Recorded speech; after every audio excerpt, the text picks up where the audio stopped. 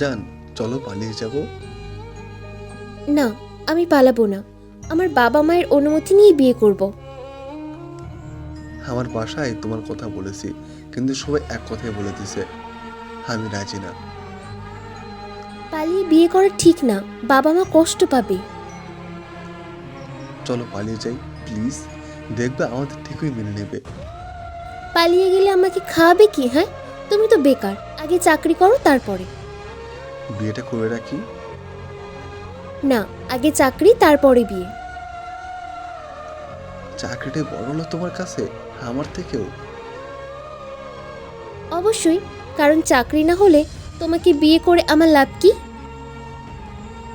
ও আচ্ছা, তুমি আমাকে সত্যি ভালোবাসো না? হ্যাঁ, এখন বুঝলাম। তুমি টাকা পয়সা, চাকরিকে ভালোবাসো। ঠিক আছে, ভালো থাকিও। হুম, সেটাই। বেকার ছেলেকে বিয়ে করে জীবন নষ্ট করতে পারবো না। এই কথাটি শুনেই ছেলেটির না চাইতেও চোখের কোণে পানি চলে আসে।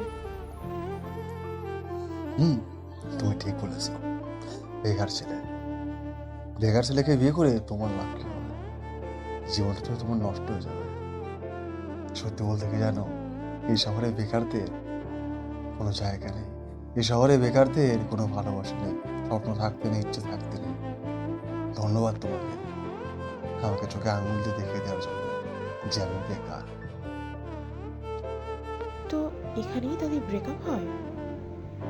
5 বছর পর হঠাৎ দেখা একদিন, ছেলে ও মেয়েটির। কোথায় ছিলে এতদিন? তোমাকে কত খুঁজেছি জানো? আশ্চর্য, আপনি আমাকে খুঁজে কি করবেন বুঝলাম না।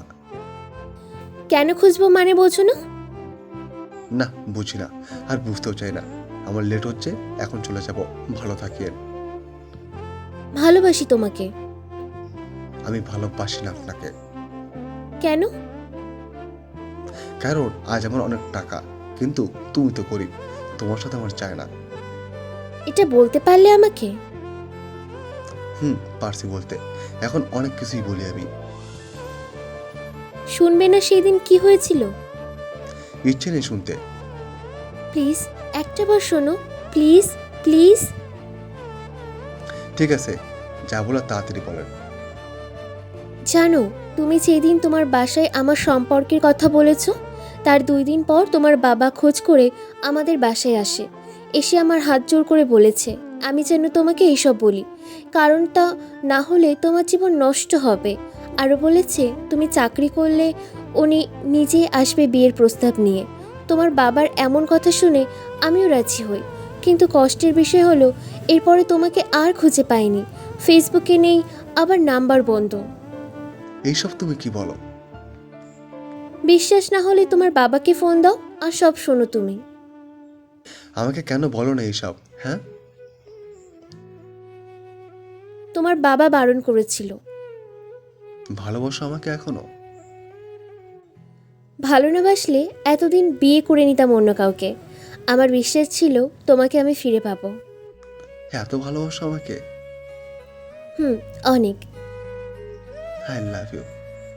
I really really love you. I love you so much. I love you too. চলো, আজকেই বিয়ে করব। চলো। এরপর দুজন দুজনে বিয়ে করে নেয় আর সুখে সংসার করতে থাকে। আমাদের ইয়াং জেনারেশনে হার হামেশা রিলেশন হচ্ছে, হার হামেশা ব্রেকআপ হচ্ছে। তো যারা সত্যিকারের মন থেকে ভালোবাসে তাদের উদ্দেশ্যে একটা কথাই বলবো, আপনাদের যে ব্রেকআপটা হয়েছে, কি কারণের জন্য হয়েছে, কেন হয়েছে, সেটা একটাবারের জন্য খোঁজ নিয়ে দেখবেন। খোঁজ নেওয়ার পরে তারপরে আপনার সেই মানুষটাকে ঘৃণা করবেন যে আপনাকে ছেড়ে চলে গিয়েছে। খোঁজ না নিয়ে হঠাৎ করে তাকে ঘৃণা করবেন না, এটুকু অনুরোধ রইল। হয়তো হতে পারে আপনার যে বিচ্ছেদটা, সেটা শুধুমাত্র আপনাকে ভালো করার জন্য, ভালো রাখার জন্য হয়েছে।